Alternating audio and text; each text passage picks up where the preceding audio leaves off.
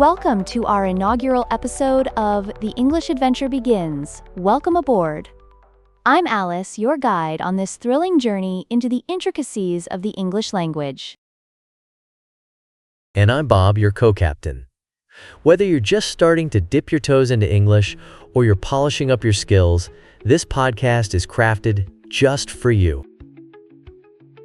Today, we're setting off on our adventure as we dive into the quirks of English, its unique idioms, rich vocabulary, and cultural tidbits along the way. So, grab your virtual boarding pass, we're about to set sail.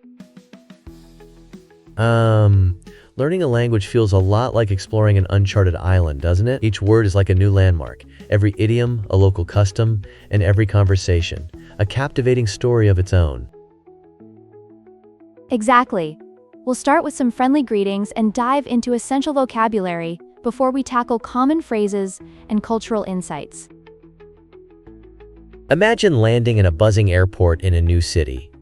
You greet folks with hello, hi, or hey. It's this super friendly way to kick things off, right? It totally sets the tone. Absolutely. The tone is crucial here. A warm hello can set the whole stage for conversation, so practice saying these aloud. Right. And when you greet someone, you might toss in a, how are you? It's like checking in with a buddy after a long time apart.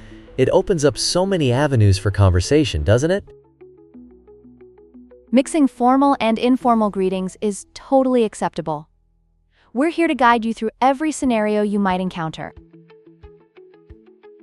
Speaking of greetings, it makes me think of my trip to Japan. I learned that bowing is a huge thing there. Can you just imagine if we started bowing to everyone in English culture? We'd be walking around like, ninja diplomats or something. How funny would that be? That's a great anecdote, Bob. It really highlights how context and culture play such a crucial role in effective communication. Totally. So how about we jump into some travel-related vocabulary? Here are the necessities: ticket, passport, luggage, departure, arrival.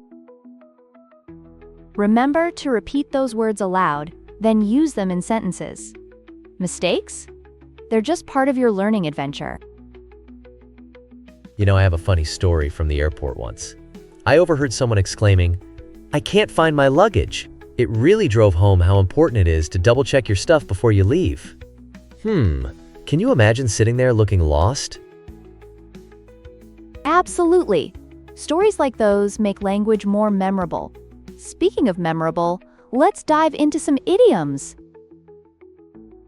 Right, let's start with break a leg, which means good luck, not actual harm. Like, if someone told you that right before a performance, you might be thinking, should I prepare an injury kit? Another fun idiom is, it's raining cats and dogs, which describes pouring rain. I mean, can you visualize that? Cats and dogs dropping from the sky? Wow, that's some wild imagery. But I love how these phrases can turn mundane weather into something so colorful and humorous. Exactly. Language becomes an adventure in itself when you think about it. Now, let's make this interactive. Welcome to Word Overboard, a segment where we throw out a scenario and you respond using what you've learned. I'm super excited. All right, imagine you're at the airport and your luggage is missing. What would you say to the airline representative? A ready response could be, "Hi there, I just landed and I can't find my luggage. Can you help?" It's all about clarity, right? Perfect. Think of this challenge like a laboratory experiment for language. Repeat your responses, chat with friends, or even record your speaking practice. And if a tour guide says, break a leg, how would you respond? I'd say something like, "Thank you, I'm ready to explore." Great response! Now let's explore cultural insights. Bob, do you have something to share about English? Yeah. English has roots in various historical threads. For instance, Wild Goose Chase actually hails from a horse race dating back to the 16th century. Those expressions really do showcase the creativity and evolution of language. Take piece of cake. Imagine someone saying that after you complete a task. It's such a rewarding feeling. Now shifting gears, let's talk about grammar. This is going to be a blast. We'll focus on the difference between the simple present and present continuous. The simple present is used for habits or routines. Like, I eat breakfast every morning. That feels so steady. And the present continuous describes actions occurring right at this moment, so you would say, I am eating breakfast. It gives a snapshot of your life, don't you think? Exactly. Practicing with your daily routine can help you identify and differentiate the tenses. I love how relatable that is. Let's role-play a conversation at a coffee shop. Picture this. Two friends rendezvous on a sunlit day in their favorite cafe.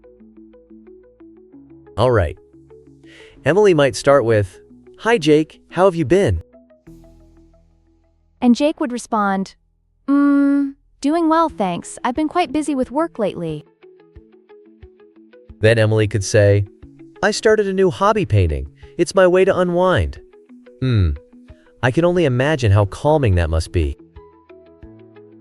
Now, let's dive into some practical tips that can elevate your English skills.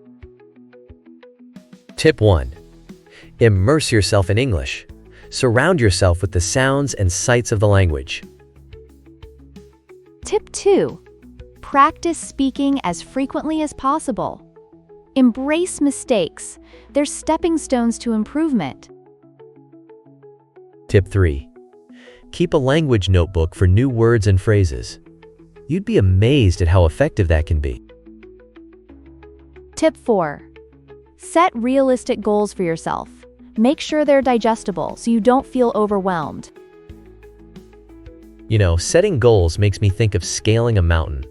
You have to take it step by step to reach the summit. We're eager to hear your questions. Let's dive into what's on your minds. Sarah wants to know how to shed a heavy accent. Ooh, that's a good one. An accent is a part of your identity. A great approach is to listen and mimic native speakers. It's like learning to dance. You've got to find your rhythm. Today we've tackled greetings, travel vocabulary, idioms, and even grammar. What a ride! Embrace every part of this journey. Don't hesitate to share your stories with us.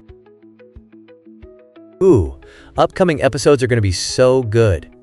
We're talking about ordering food and digging into cultural insights. We're planning interviews with seasoned language learners and native speakers.